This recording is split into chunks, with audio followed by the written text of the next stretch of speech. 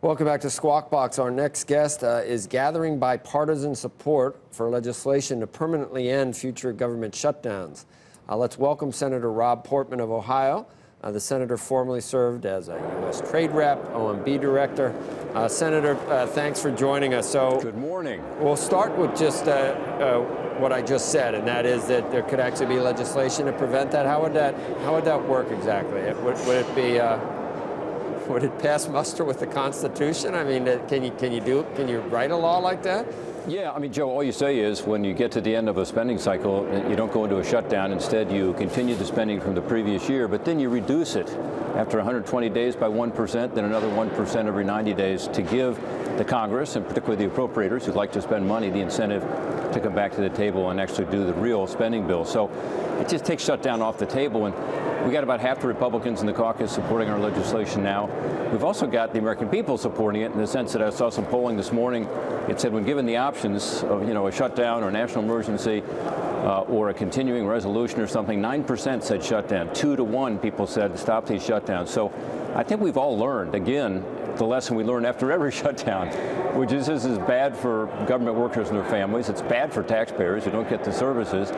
It's certainly bad for the economy. CBO came out this week, Congressional Budget Office, with another analysis saying the net impact on the economy negative was about $3 billion. And finally, at the end of the day, Joe, taxpayers don't save money because you actually pay people back who haven't been working. In other words, if you've been furloughed, you get paid back. So it doesn't work for anybody. Right. So, but this is not going to be law by the time we're facing another shutdown, is it? Well, my hope is to include it in the package. Whatever we do, and I'm for more border security. As you know, we've talked about it on this program. I think the president's got a reasonable proposal in terms of more structures, but also other border security. I also think adding the immigration things he wants to add, they're pretty simple, ought to be done. But then we ought to also put in that legislation that there shouldn't be shutdowns in the future. And I think on a bipartisan basis, people would applaud that.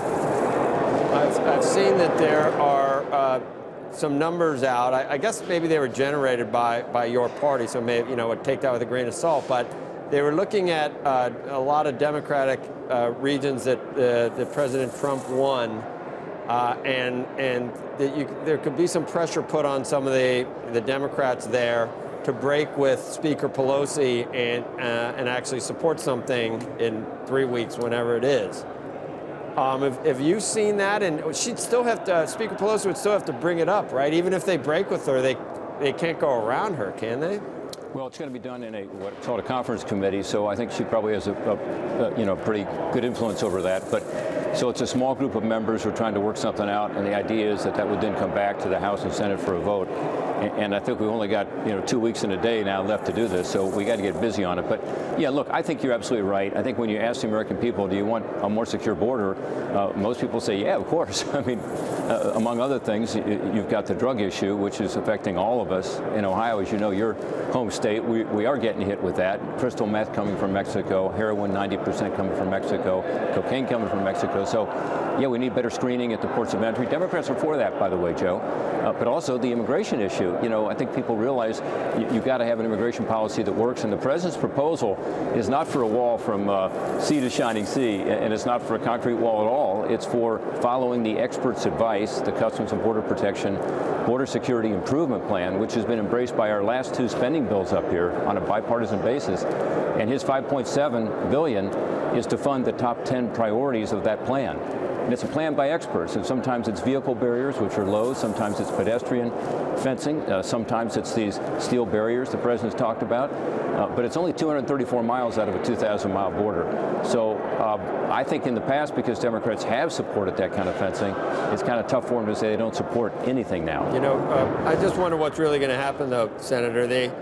We had a poll, an NBC poll, that had Trump is blamed, but his approval was fairly flat, and Pelosi's disapproval rose more than any of the other players. But I think she's being told by her acolytes that she's now president and more powerful than the White House. And I don't know, that would go to my head, I think. I mean, do you see any way that we got to get politics out of it? I think you're, I think you're right. Do you see any way that this turns out other than the president uses some type of executive power, which we've seen before. Republicans didn't like it when Obama did it with Dreamers. I mean, will he do that? And then it's going to be in the courts immediately. Yeah, I hope it doesn't come to that. I mean, by the way, you're right. If it does happen, I think there'll be injunctive relief. In other words, the courts will step in and say, oh, you can't do this. And I don't know how long that would last, maybe through the rest of his presidency. So you wouldn't have the border improvements that everybody wants. I mean, we can argue about whether it should be 234 miles and what kind of fencing it should be, but I think people agree that we need to have a secure border. And in some urban areas, particularly in Texas, where there's no fencing now, the Border Patrol badly wants to have some ability to at least slow people down. So then you can use the sensor technology, the cameras, the drones, the more increased Border Patrol, and so on. So there's a sensible plan here. One of the frustrations, Joe, is that sometimes we're far apart on stuff around here. Think healthcare. In this case, we're really not. I mean, we're really not that far apart, and it's a matter of, are we going to spend a few $1 billion more to be able to have the kind of comprehensive border security that people want, or are we going to play politics with this on both sides? And let's not. Let's get this thing resolved.